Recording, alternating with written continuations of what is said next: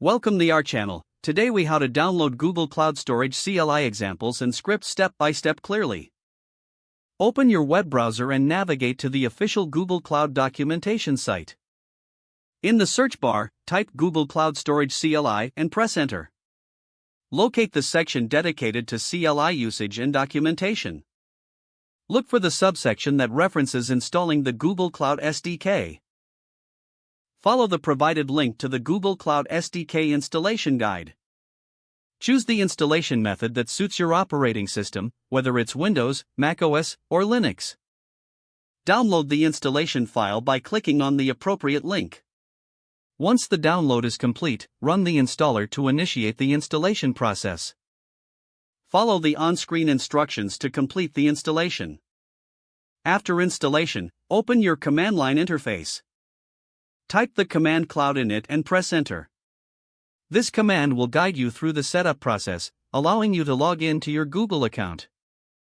Next, you can start by downloading example scripts. Visit the Google Cloud Storage GitHub repository for example scripts. Navigate to the examples folder within the repository. Choose the script examples relevant to your needs. Click on each script link to view its contents.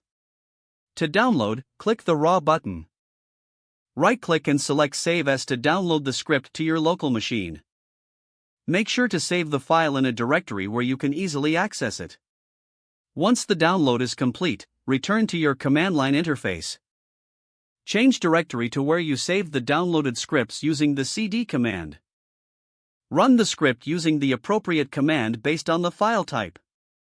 If you encounter errors, refer back to the documentation for troubleshooting tips.